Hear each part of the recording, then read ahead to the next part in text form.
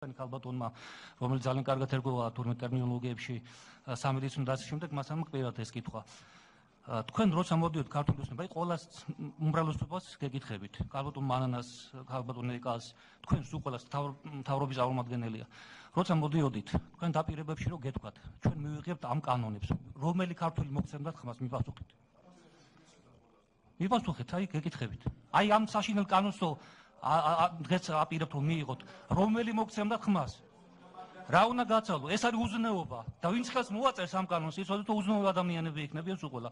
და მეორე, გაუგებარი თანხებით რო იკვებებიან ეს არასამთავრობო ორგანიზაციები, საიდან მოდიან ეს კარგად ვიცით.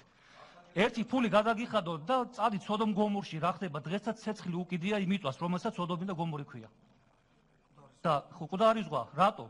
იმიტომ რომ თქვენერი ხალხის წოდების გამო დაიწყო ეს ყველაფერი. ესა ბიბლიაში წერია. ეს ჭუით იყავით თქვენ ცოტა.